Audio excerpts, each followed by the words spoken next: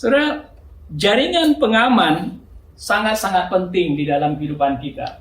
Saudara pernah tahu ada pesan berantai ya? Di mana pesan itu disampaikan kepada Bapak Dania, kemudian Pak Dania nyampaikan kepada Bu Ati, kepada Bu Jen, Bu Tina. Dan biasanya apa yang terjadi? Kita lihat banyak kejadian seperti itu. Pesan yang pertama dan pesan yang terakhir berbeda sekali. Mungkin gerakannya pertama-tama gini-gini. Oh, nanti dia lanjutkan sampai kepada Bob, gerakannya jadi gini-gini. Pesan berantai itu sangat beresiko, saudara. Karena kita tidak menerima seperti awalnya. Nah, saudara, seperti kita diberikan gosip, ditambahkan informasinya sehingga akhirnya dari awalnya informasinya benar, tetapi akhirnya salah. Kebenaran-kebenaran itu didistorsi. Nah, saya percaya bahwa ini semacam penyesatan bisa jadi kalau kita berbicara tentang kebenaran firman Tuhan. Di tradisi keluarga saya, waktu itu orang tua saya masih SD gitu ya. Saya nggak tahu apakah dia turunkan dari bapaknya, tapi dia turunkan tradisi setiap malam itu kita berdoa. Dia bacakan firman, kemudian dia pimpin doa, dan kita ngantuk-ngantuk karena doanya panjang. 10 menit pada waktu kita masih kecil gitu kan kayaknya aduh gitu. Tapi juga kita berpikir pinter juga ya, kok bisa doanya sampai 10 menit begitu lama gitu ya. Waktu itu 10 menit udah lama gitu. Nah, tradisi itu bagus sekali. Dia berdoa, dia membawa anak-anaknya untuk baca firman Tuhan. Nah, ini saya lanjutkan tradisi saya. Waktu anak-anak masih kecil, biasakan mereka untuk baca firman Tuhan. Kemudian juga untuk berdoa. Dan sama juga ketika kita berdoa, anak-anak kita juga kayaknya terlalu lama juga, lama sekali berdoa bapaknya. Saudara, di Nias, waktu saya ke Nias tahun 2010 ya, 10 tahun yang lalu gitu. Nah, di Nias ini ternyata, karena orang tua saya orang Nias ya. Di Nias itu waktu saya bangun pagi-pagi, jam-jam 5, jam 6 begitu, bangun. Ternyata saya dengar di rumah itu sendiri, rumah keluarga saya, kemudian di tetangga karena dekat-dekat rumahnya ya, orang suara nyanyi dan berdoa gitu. Jadi nyanyi dan berdoa, puji Tuhan dan berdoa. Gitu. Luar satu udah banyak semacam keluarga dengar. Oh ya, berarti tradisi-tradisi itu masih dilanjutkan gitu loh. Nah, saya nggak tahu apakah anak saya, mudah-mudahan anak saya akan melanjutkan tradisi itu. Tetapi ada penyesatan yang bisa merubah tradisi-tradisi itu, saudara.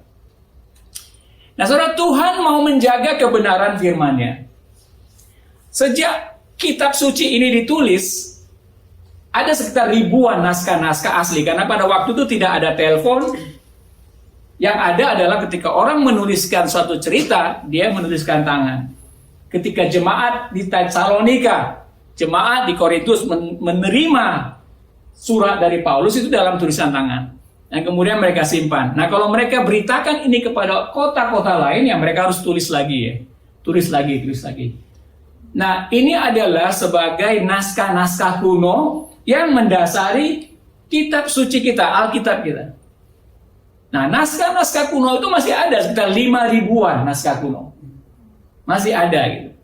Dari berbagai macam, ada mungkin kesalahan-kesalahan, tapi mereka mencari yang paling dominan, perkataannya seperti apa, sehingga mereka bisa menemukan dari misalnya ayat di Matius, di Lukas, dan sebagainya. Ada beberapa naskah asli dokumennya, sehingga mereka tidaklah mencoba untuk melenceng daripada naskah kuno seperti itu. Saat ini, ya, kita ada NAI, ada LAI, ada NIV, ada NLT, New Living Translation, dan banyak sekali terjemahan-terjemahan Alkitab dalam versi sekarang. Tetapi semuanya itu, saudara, dibangun oleh naskah-naskah kuno. Jadi tidaklah naskah-naskah kuno itu tidak dalam arti berarti sekali untuk setiap terjemahan Alkitab itu merujuk kepada naskah-naskah kuno seperti itu. Nah, saudara, ini sangat-sangat memberkati kita karena apa? Karena Tuhan menjaga kebenaran firman-Nya. Walaupun itu ditulis 2000 tahun yang lalu dan 3000 tahun yang lalu, kita sampai saat ini masih bisa. Dan ini bukan karangan, tetapi benar-benar merujuk kepada naskah kuno yang lalu. Ada semacam pengaman yang Tuhan berikan untuk kita tidak terdistorsi daripada orang-orang pemimpin-pemimpin yang lama ini. Kalau saja setiap generasi bisa menuliskan kitab suci, menginterpretasinya, kemudian melepaskan, melanjutkan kepada generasi yang lain, kita akan kesesatan, saudara. Nah, penyembahan kepada Tuhan juga diturunkan dari tradisi ke tradisi yang lain. Nah, pada waktu Gereja Katolik 1000 tahun itu hanya pemimpin-pemimpinnya, hanya pendeta-pendetanya yang tahu bagaimana isi Alkitab. Hanya orang-orang yang dipilih yang untuk bisa memberitakan firman. Tetapi ada reformasi tahun 1400, dibukalah semuanya. Dan kemudian ada gerakan Tuhan, penyembahan gaya apa? Pentakosta tahun 1900-an.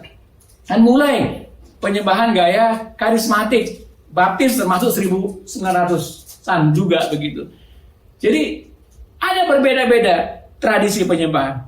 Namun kebenaran firman Tuhan, teks daripada Alkitab itu tidak berubah. Orang bisa saja membuat tradisi-tradisi, tapi kita bersyukur, saudara, karena kebenaran teks firman Tuhan itu tidak berubah. Kita selalu bisa merujuk kepada teks-teks dari naskah kuno.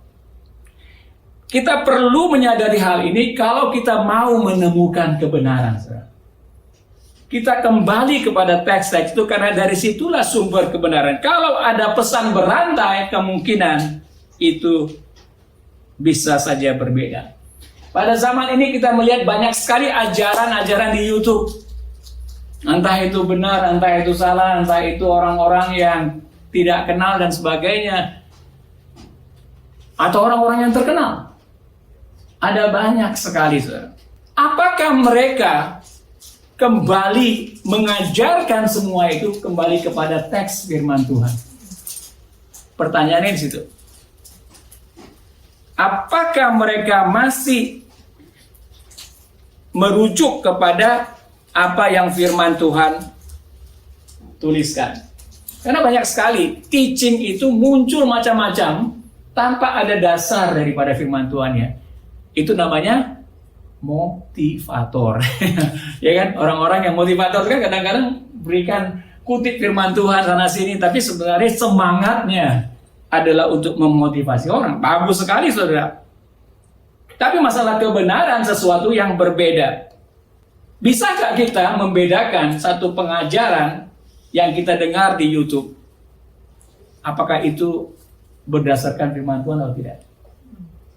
Sulit ya kadang-kadang ya. Karena kadang-kadang memberikan semangat kepada kita gitu. Tapi apakah itu kembali kepada teks firman Tuhan? Apakah itu berasal dari Roh Yesus Kristus dan Roh Kudus? Oleh karena itu, saudara, jaringan pengaman ini sangat penting bagi kita. Jaringan pengaman ini sangat penting. Nah, di dalam 1 Yohanes 2 ayat 7 dikatakan demikian. Saudara-saudara yang kekasih, bukan perintah baru yang kutuliskan kepada kamu, melainkan perintah lama yang telah ada padamu dari mulanya. Perintah lama itu ialah firman yang telah kamu dengar. Banyak orang ingin sekali, saudara, punya hasrat untuk mendengar yang baru gitu. Tetapi Yohanes ini sudah mengingatkan, karena memang jemaat di mana Yohanes menuliskan berita ini adalah jemaat yang sedang disesatkan.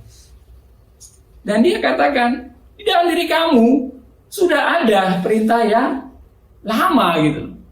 Aku tidak mengirimkan ajaran baru. Kembalilah kepada kebenaran firman itu gitu. Kembalilah kepada kebenaran firman itu. Saya tidak anti terhadap YouTube. Saya banyak belajar dari YouTube pengkhotbah lain. Saya tidak anti.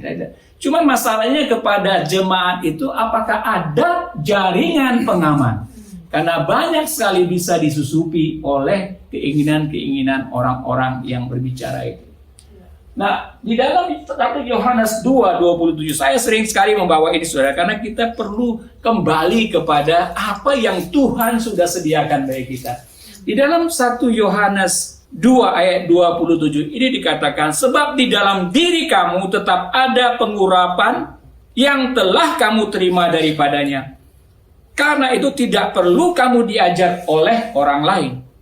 Tetapi sebagaimana pengurapannya mengajar kamu tentang segala sesuatu, dan pengajarannya itu benar, tidak dusta, dan sebagaimana ia dahulu telah mengajar kamu, demikian hendaknya kamu tetap tinggal di dalam Dia. Saudara, ada 3 hal di sini yang saya lihat. Ada pengurapan yang pertama-tama. Dan yang kedua adalah kita tidak perlu diajar oleh orang lain. Saya katakan amin, dan kemudian saya duduk di situ. Belajar sendiri. Ya enggak? Kalau demikian saya bisa belajar sendiri. Ngapain saya di khotbah itu? Dan yang ketiga dari sini adalah tentang segala sesuatu akan kita diajar. Tentang segala sesuatu. Jadi pertama adalah pengurapan. Ada pengurapan. Yang kedua adalah kita tidak perlu diajar orang lain. Yang ketiga adalah kita akan diajar tentang segala sesuatu. Membersihkan rumah juga termasuk, Bu Rosni. Bagaimana membersihkan rumah? Itu segala sesuatu kan ya, Bu? Ini adalah harta yang telah kita terima atau disediakan bagi kita orang percaya. Yang pertama adalah pengurapan. Yohanes 16:13 mengatakan roh kebenaran, Roh Kudus itu akan menuntun kita kepada seluruh kebenaran. Waduh. Tuhan menyediakan roh kebenaran, tapi banyak sekali kita masih mengandalkan kekuatan kita, pikiran kita. Ya, pikiran kita itu luar biasa, saudara. Berkesana, berkesini, berkebawah dan sebagainya, ya.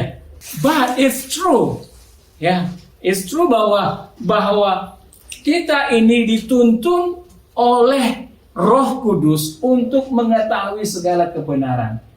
Wah, itu adalah apa yang Tuhan Yesus sudah sediakan bagi kita, saudara. Luar biasa pengurapan itu. Pengurapan itu.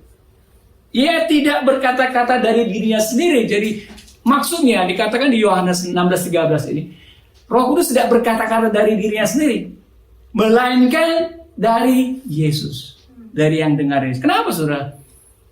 Karena Roh Kudus itu mau memuliakan Yesus. Termasuk perkataan-perkataan Yesus sendiri.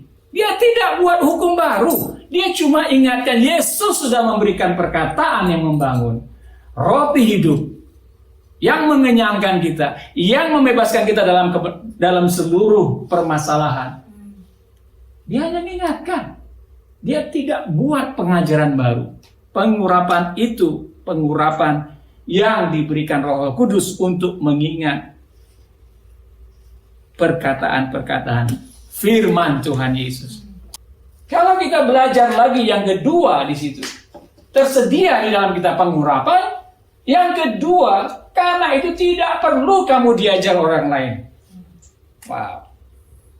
Ini bisa membuat seseorang sombong. Ya, kalau dia memilih dirinya, saya nggak perlu diajari manual. Saya nggak perlu crossway, saya cukup saja di rumah saja. Nah, kita silakan bersikap seperti itu, saudara. Tapi saya melihat maksudnya di sini kita tidak perlu kamu diajar orang lain sejalan dengan apa yang Yohanes tadi katakan. Ini semuanya dari Yohanes.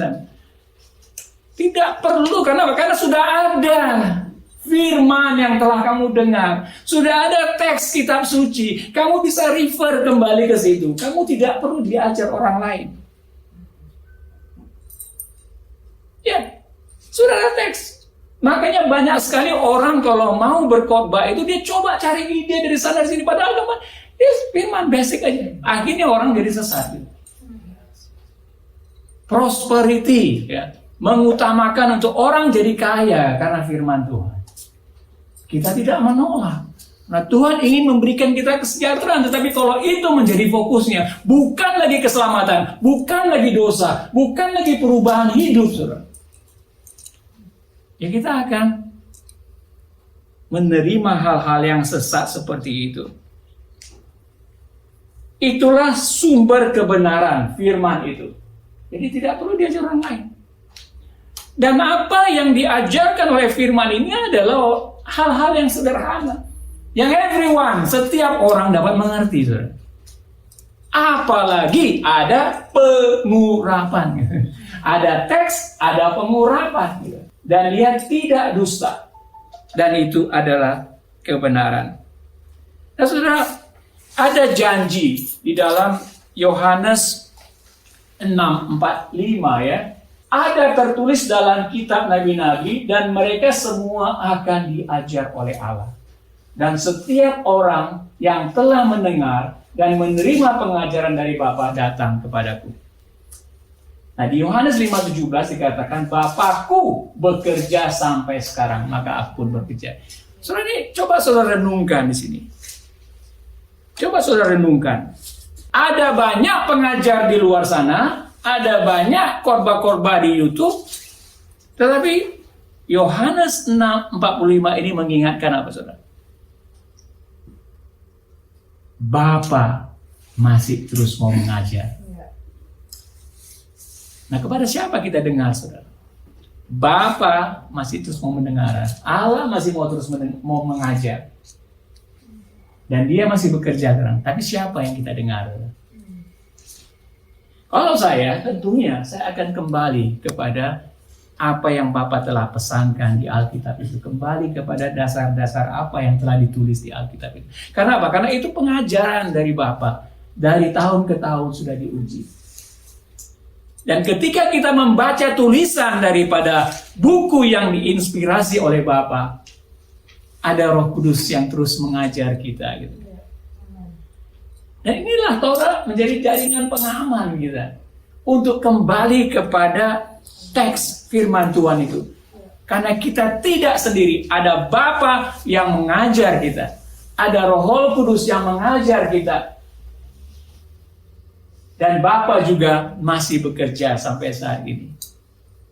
Kalau seperti saat ini ya saya yang bekerja, tapi saya terus berdoa, Tuhan Engkau yang dimuliakan supaya bukan mereka mendengarkan saya saja, tapi supaya mereka mendengarkan dari firman-Mu dan mendengar suara Roh-Mu dan mengetahui bahwa Engkau terus mau mengajar.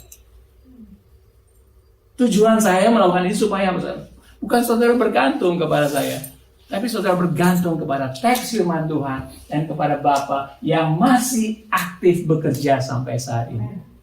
Siapapun diri kita, kita tidak perlu diajar orang lain, as long as kita menemukan kebenaran langsung dari firman Tuhan, dan Bapa siap untuk menolong saudara.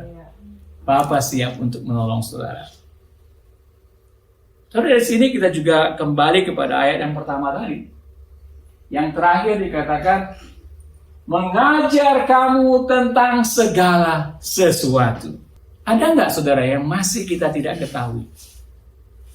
Ada nggak yang masih menyesatkan diri kita? Banyak sekali saudara ya. Tidak ada kita yang puas dengan apa yang kita alami saat ini. Pasti ada. Apalagi berkaitan dengan pengenalan akan Tuhan. Apakah kita sudah mengenal dan cukup dengan pengenalan akan Tuhan seperti saat ini? Tentunya tidak kan? Kita ingin lebih tahu, kita ingin lebih mengenal kehendak Tuhan. Karena kita ini khususnya udah kecuali kayak ini.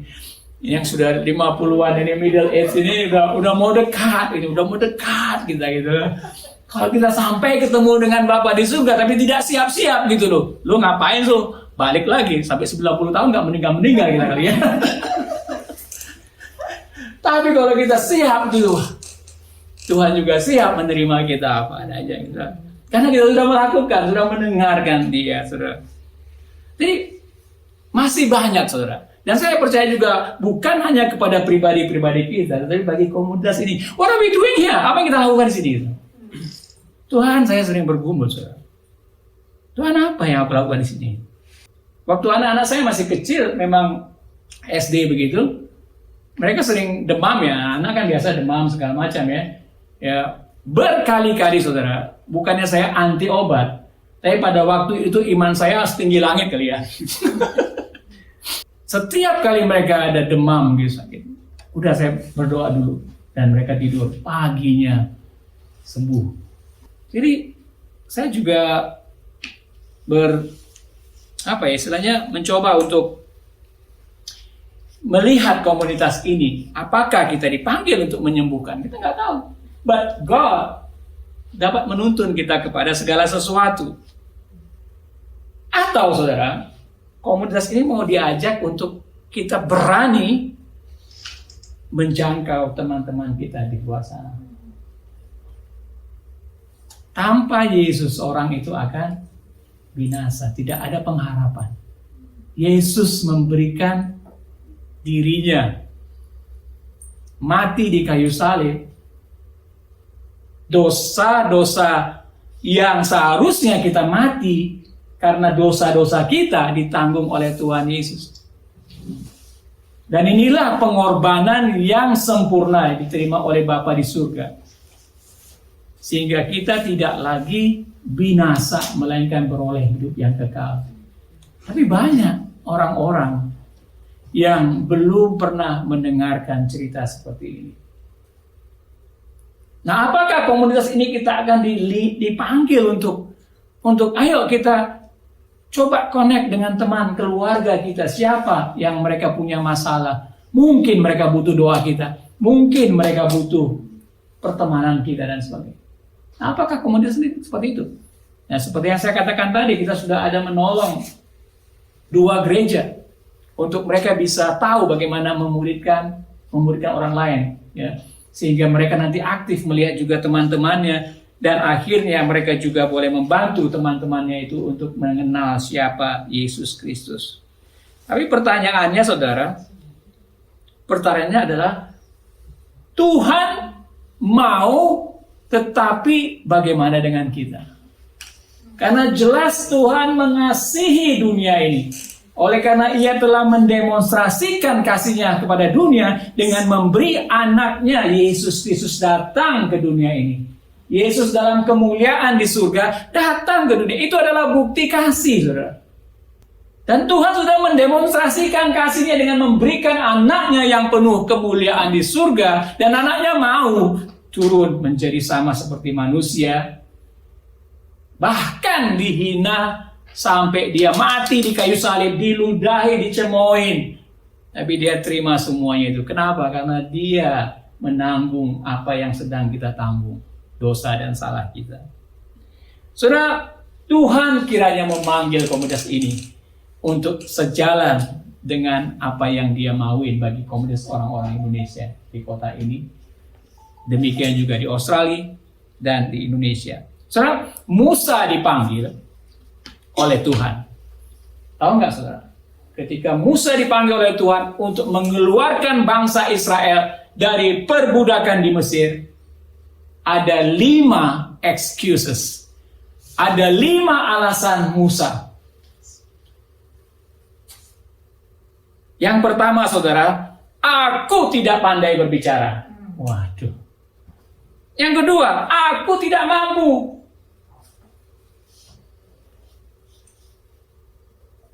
Kurang percaya diri. Aku kurang tahu. Nggak belajar. Dan aku nggak pantas lah gitu.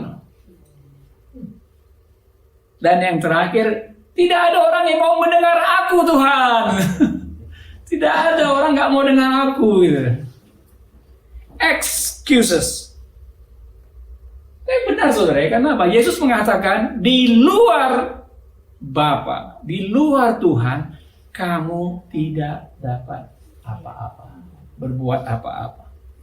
So Tuhan memanggil bukan orang yang mampu, bukan orang yang tahu, bukan orang yang siap penuh percaya diri, but Tuhan memanggil orang-orang yang bersedia, saudara. Karena dia dapat memampukan kita. Dia menyediakan firman untuk kita baca langsung, dan dia bersedia terus untuk mengajar kita. Saudara, saya percaya Tuhan dapat mengajar kita pribadi-pribadi. Tapi bukan hanya pribadi-pribadi, namun juga komunitas Indonesia ini jadi satu tim. Tidak ada yang mustahil. Dan dia mau mengajar kita tentang segala sesuatu. So don't stuck dengan apa yang kita sudah ketahui saat ini. tidak perlu kita terus dalam kerutinan, karena ada excitement, ada kesempatan kita berjalan bersama dengan Tuhan dengan hal-hal yang luar biasa yang mungkin di luar pemikiran kita. Tetapi saat ini saudara, are you willing? Apakah kita bersedia? Dia memanggil kita untuk menemukan kebenaran firman-Nya.